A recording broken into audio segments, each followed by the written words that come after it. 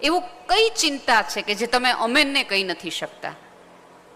અને એક સાવ સાચી વાત કહું કે તમારા મમ્મી પછી આ પૃથ્વી પરની કોઈ એક સ્ત્રી હોય ને કે જેને તમારા સુખી થવાની સૌથી વધુ ચિંતા હોય, સૌથી વધુ ચિંતા મમ્મી કરતાં પણ ક્યારેક વધુ, એ તમારી પત્ની છે.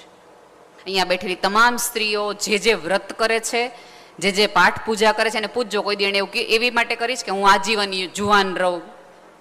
નહીં. એને પહેલી જ પ્રાર્થના એ કરી હશે કે મારા પતિ 100 વર્ષનો થાય. અમે કેટલા બધા વ્રત તમારી માટે, તો કયા ભાઈઓએ અમારી માટે વ્રત કર્યા કે અમે લાંબુ જીવીએ? તમે ક્યારેક કીધું હશે કે આને કેમ કાંઈ નથી થતું?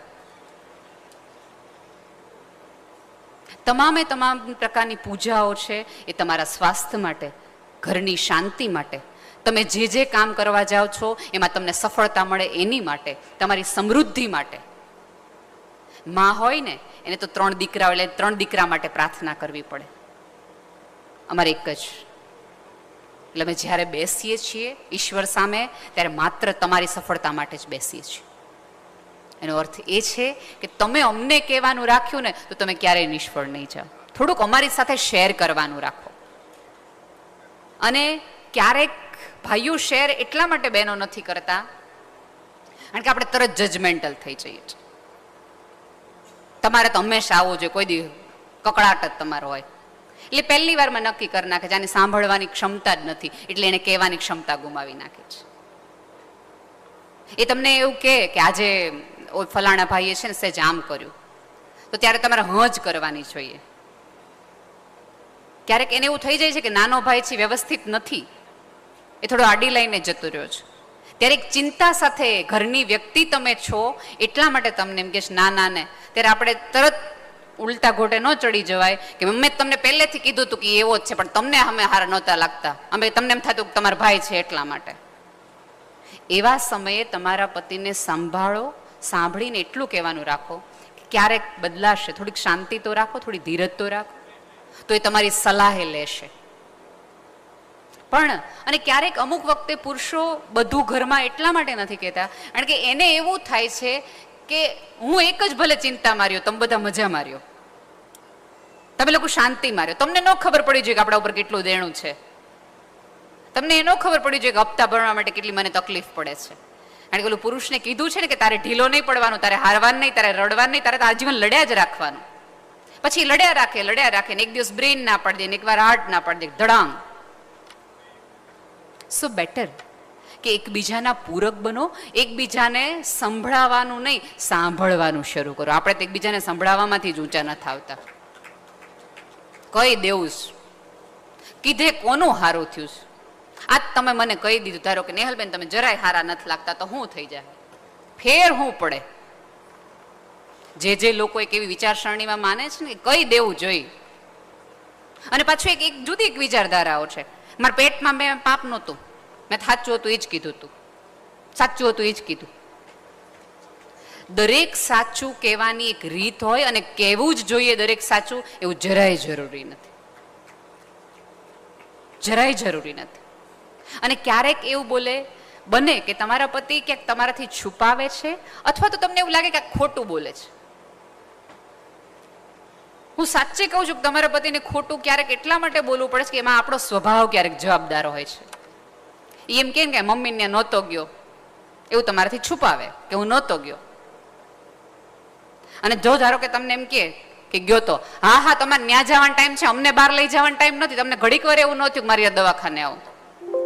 એટલે આટલા બધા પ્રશ્નો કરતા એને એમ થાય કે આ કેવું જ નથી. અને પછી તમને એમ થાય કે અમારાથી છુપાવે બહુ, મા દીકરા ઘુસર ફુસર જ કર્યા કરે.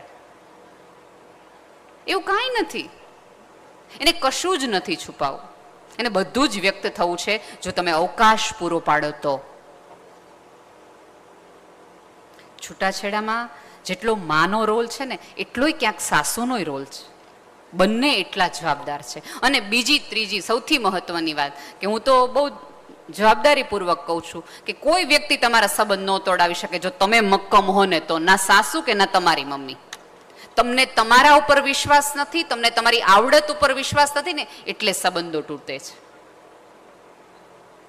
અને સગપણમાં અત્યારે સૌથી વધુ માથાકૂટોની તકલીફ થાય છે. બધાને ભણેલો છોકરો જોઈએ, ગણેલો છોકરો જોઈએ, રમતિયાળ છોકરો જોઈએ, સેન્સ ઓફ હ્યુમર સારી હોવો જોઈએ, ખૂબ કમાતો હોવો જોઈએ, એને 4-5 ફ્લેટ હોવા જોઈએ, ડ્રાઈવરવાળી ગાડી હોવી જોઈએ, દર રવિવારે બહાર જમવા લઈ જતો હોવો જોઈએ, વિદેશ ટૂર કરાવતો હોવો જોઈએ. આ બધું હોવું જોઈએ, બધું હોવું જોઈએ. અને પાછો ભુજમાં રહેતો ન હોવો જોઈએ, કારણ કે દેશમાં રહેવાનું નહીં. એવી દરેક બહેનોને વિનંતી છે કે તો તમારા ભાઈઓને દેશે કોણ? તમને જો ન રહેવું હોય આ જગ્યાઓમાં, તો આ જગ્યામાં કોણ આવીને રહેશે? એના બદલે તમે જ્યાં છો ને એને વિદેશ બનાવો. કે બહારની છોકરીઓને એમ થાય કે રહેવા અહીંયા જવાય. જો હમણાં જ ભાનુબેન લોકો ઘર કર્યું આ વર્ષે જ, તે નહીં એને મજા આવતી હોય એટલે ઘર કર્યું છે? ના, એને ખબર છે આ રૂટ સાથે જોડાયેલા રહેવું જોઈએ. આ ઓલા જોક જેવું છે કે છોકરાની મમ્મી હોય ને એને બહુ જ સરસ છોકરી જોઈએ, રૂપાળી જોઈએ, લાંબી જોઈએ, સંસ્કારી જોઈએ, ભણેલી જોઈએ, ગણેલી જોઈએ, રસોઈમાં આવડત હોવી જોઈએ, ચૂપ રહેતી હોવી જોઈએ, સંસ્કારી હોવી જોઈએ, અમારે 7 પેઢીનું ધ્યાન રાખે એવી હોવી જોઈએ, નિવેદ કરતા હોવી જોઈએ. આટલી બધી ડિમાન્ડ હોય એક છોકરાને મમ્મીને કે છોકરી આવી હોવી જોઈએ. અને છોકરીની એક જ ડિમાન્ડ હોય કે સાસુ ન હોવી જોઈએ. આમાં તમે એમ કહો બેનો બહુ ડિમાન્ડિંગ છે, અમારી એક જ છે કે એ આ એક ન હોય તો આપણે લડી લઈએ. એનો અર્થ એવો છે કે ઘરમાં એક સ્ત્રી હોય તો બીજી સ્ત્રીને સેટ થવામાં તકલીફ પડે છે. જોકમાં હસાઈ તો ગયું, મજા તો આવી ગઈ, પણ એનો અર્થ તો આપણે એવો કાઢવાનો રહે ને. કેમ એક સ્ત્રી બીજી સ્ત્રીને સમાવવામાં મદદરૂપ નથી કરતી? કેમ એક સ્ત્રી બીજી સ્ત્રીને આગળ વધવામાં મદદ નથી કરતી? સાહેબ, આપણે ત્યાં તકલીફ એ થઈ છે કે સ્ત્રીઓને જગ્યા ખાલી કરતા નથી આવડતી. એ આવડવી જોઈએ. થોડું છોડવાનું રાખો. આપણે બધું આપણને ચોક્કસ ઉપરવાળાએ જુડો આપ્યો છે અને જુડો આપણે ગાંઠથી મારવાનું હોય, પણ એ જુડાની એક ચાવી સમયાંતરે ઓછી કરતી જવી જોઈએ. આજે રસોડાની કરી, કારબારની વસ્તુ લાવવાની કરી, પછી કુટુંબની કરી, પછી રિવાજોની કરી અને પછી સત્સંગ તરફ જવાનું હોય. આ તો પથારીમાં પડ્યા રહીએ ત્યાં સુધી બાને પૂછો. અને પછી બા એવું કે આટલા વર્ષથી આવીશ ને હજી એ નથી ખબર કે આપણા નિવેદ કેટલા થાય. બોલો, પણ તમે કોઈ દિવસ જવાબદારી દીધી?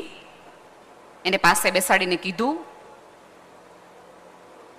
એક વસ્તુ યાદ રાખો, જ્યાં સુધી તમે એવું માનો છો ને કે તમારું સ્થાન છે એ હલી જશે જો આને મૂકવાથી, ત્યાં સુધી તમને તમારી જાત ઉપર ભરોસો જ ન હોય.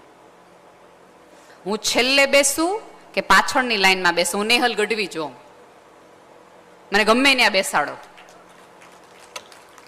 આપણે તો અનેક વાર કીધું છે કે સિંહાસન જેવો કોઈ શબ્દ જ નથી. સિંહ બેસે ની આસન, આપણે બેઈએ ની સિંહાસન. તમને એમ હોય કે જે ઘરને બનાવતા તમારે 30-40 વર્ષ લાગ્યા છે એ ઘરમાં તમારી સત્તા હમણાં આવેલી એક સ્ત્રીથી જતી રહેશે, તો તમને સત્તા મળી જ નથી એવું માનજો. જગ્યા આપી હશે ને તો સામેથી પૂછવા આવશે કે હે બા આમ શું કરાય. તમે જો દરેક કુટુંબમાં એક ફઈબા, એક કાકી, માસી એવા હોય કે બધા જ પૂછવા જાય કે આમાં શું કરાય, હે આવું થઈ ગયું છે. શું પુરુષોય તે સલાહ લે સંબંધોની એમની પાસેથી? એનો અર્થ છે કે એ સ્ત્રીએ ક્યાંક ઘસાણી છે, ક્યાંક એણે કોઈ ઘાવને રૂજ આપી છે, ક્યાંક એ બે બંધને જોડવા માટેની જવાબદાર પાત્ર એણે નિભાવ્યું છે, ક્યાંક તૂટતા ઘરોને એને જોડ્યા છે, ક્યાંક કોકનું એ ગળી ગઈ છે. કહેવાનું છે એ કીધું છે, ન કહેવાનું પી ગયા છે. થોડું અહીંયા બેઠેલી તમામ સ્ત્રીઓને મારે 2 હાથ જોડીને વિનંતી, થોડું ગળવાનું રાખો. બધા ઝેર છે ને ઓકી નથી દેવાના, થોડા ગળે રાખવાના હોય છે. એકલું શંકર ભગવાનનું કામ નથી, આપણું કામ છે. બધું જ કહી દેવું, બધું જ કરી નાખવું. ખાલી જીભ ને થોડી ઘણી આપણે, હું એવું નથી કહેતી કે તમે તમારી વાત ન રજૂ કરો, તમે તમારી ઈચ્છાઓ ન મૂકો, તમે તમારી ડિમાન્ડ્સ ન મૂકો, ચોક્કસ મૂકો. પુરુષોને નથી ખબર કઈ રીતે રજૂઆત કરવી, આપણને તો ખબર છે એક્સપ્રેસ કઈ રીતે થાવ. પ્રકૃતિ છે ને એ સ્ત્રી છે. તમે પ્રકૃતિ જોશો ને તો એને પણ ઋતુઓ છે. ઋતુઓ પ્રમાણેના ફૂલ, આકારો અને વાતાવરણ બદલાય છે. એનો અર્થ એ છે કે સ્ત્રીમાં એ ઉપરવાળે મૂકેલી આવડત છે, રંગો છે.